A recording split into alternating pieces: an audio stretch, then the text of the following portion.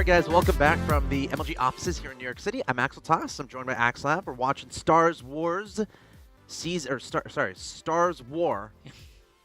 3. You know, it's hard to say Stars War. It is. Because, like, I've grown everyone's up on, like, mind, yeah, like Star Wars, Star right? Trek. Oh. Wait, what? Star Trek, yes. Wait, what were you talking about? Star Wars. What's that? I don't know. It's like Star Trek, but with wars instead of Trek. See, I was confused by the name because I thought it's so similar to Star Trek. Yeah. Star Wars, yeah. So, I thought that's what you were Here we are. Game 3 of this epic best-of-3. The winner goes on to semifinals, grabbing many extra cheeseburgers. Of course, this tournament, even if they lose in the quarterfinals, they still get $500, which is pretty darn good for top 8. This is one of the higher payout tournaments there is. I don't think there's anything that pays out more than this besides, like, you know, the IEM, the DreamHack, the MLG, or the WCS, right? I might have forgotten one there.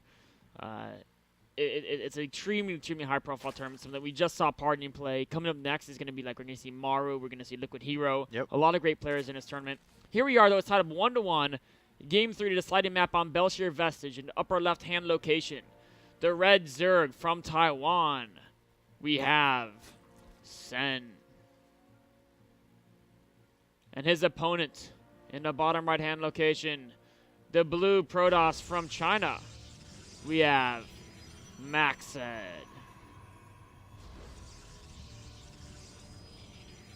PVZ here on Belshire Vestige. Now, a pretty key aspect about this map, there's a lot of choke points. So Protosses, if they can take advantage of that and they can have good force fields, they're going to be happy. Also, your fourth base extends towards your opponent. So that creates a lot of interesting diversities as far as which fourth do you take? Do you take the one that's closer to your main, or do you take the one that's across the map? Or do you take both of them? Where do you take your fifth base? Because once you're taking a fifth base, you're kind of you're kind of all up in your opponent's grill at that point. And then six bases is not going to happen generally. Every resource is going to be pretty important on this map. And look at this, Sen going to third hatchery before pool, but not in his base. In fact, in his opponent's base, forcing Macsed to get a Zealot before the Nexus. And this is actually really interfering with Macsed's plans here. This is a really cool move from Sen. Macsed may end up going for a multiple gateway before expansion build, or it looks like he'll build a second Zealot as well to increase his damage output. Of course, a Zealot does significantly more damage than a Stalker. So if you just want to kill a thing that's not moving, you don't need the range, you don't need the speed of the Stalker, you just want pure damage output. Your best bet is a Zealot, and of course get that Militia Core as well that builds very fast, adds extra damage output.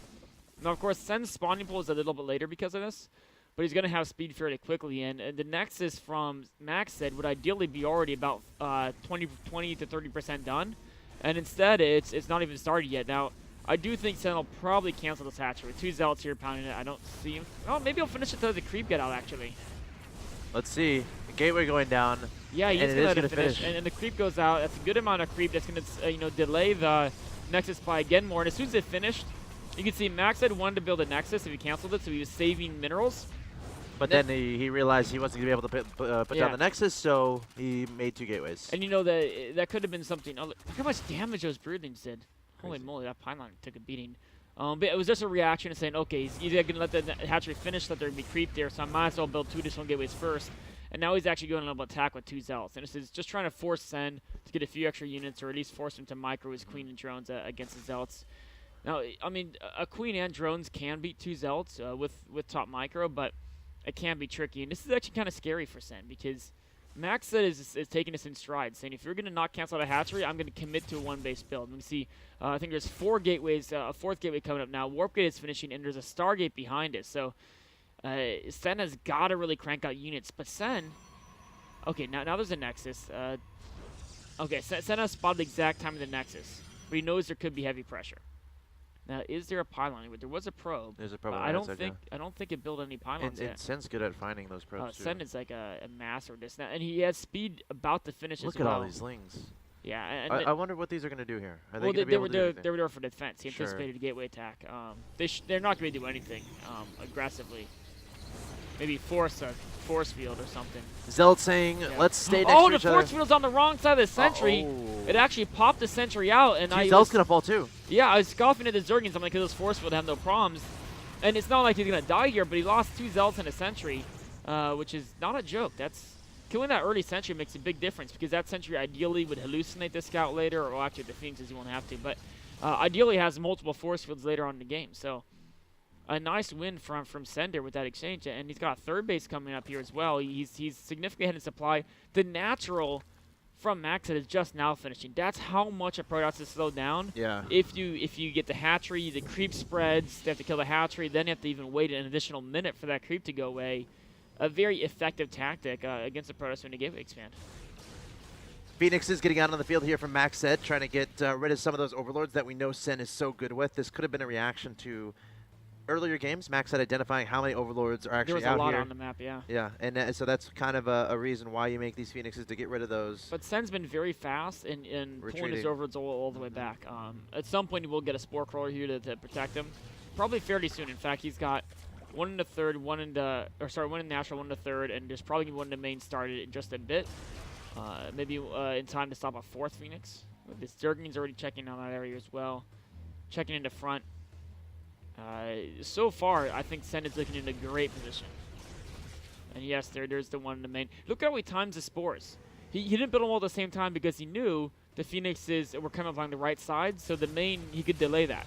And even delaying the spore 20 seconds, that's like 10 more minerals that your drone mined, or 15 more minerals that your drone mines before it turns into a spore. And it's not a big difference, but that's what separates a player like Sen from the average player, is he's going to come back in his games, and he's going to fix the little things.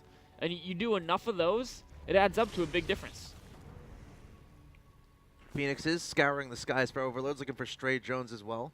Doing a good amount of damage. Behind us, we got a Robo, and we got a Void Ray on the way here from Macsed. So no third just yet, but it's looking like he wants to go for that Colossi Void Ray type composition. Yeah, and that means he will be looking to take a third as soon as he thinks it's safe. He wants to chase away to Speedling. Colossi Void Ray isn't something you can really do off two bases. I mean, you can start your way there, but you're going to have nothing but you're going to have no sentries. You're not going to be able to warp in stalkers, and those are two units you kind of want. You can be mostly Zealots, but you still need some support in case you just get a bunch of Muters or Corruptors. So he is going to get that third base. There he is. Nexus just started right now. And Sen looks to be going, like he might be going Roach Hydra. A lot of resources being saved up by Sen. So he may, that may be to get a giant swell of Hydralisk right when the Hydralisk Sen finishes. And he does have one upgrade for them as well. So it could be a little bit of a scary push because the robotic speed is just finishing. And by the time the Hydras are building across the map, he could have a single Colossus, but he's not going to have Thermal Lance. And there could be a good 11 Hydras instantly being built. Where's the Nidus? You know I'm going to ask that, Nick. Yes, I mean, Donde está la Nidus? I'm not sure if he's actually. I don't think he's going to make this an all-in. Well, he only has 60 drones. I don't think Nidus is all in. It's not all in, but it's if you're. These guys are good enough to make it worth it. Yeah, I think they are. But the main issue is going to be versus Phoenix. It's a little bit tricky to do Nidus because it's hard to. I guess you can use Speedling. Yeah, that's what you do. Just send a Speedling into each. There's Yeah. so many nooks and crannies on this map. So that one day you will get your Nidus. That concludes Axel Toss's Nidus rant of the day. Every day there's got to be at least two of those. It's got to be there somewhere. Whenever I see Hydras, I'm going to say it. Yep. They do work out very well with Nidus. Now, he's actually just making more and more Speedlings and Hydras. He definitely wants to go for an attack.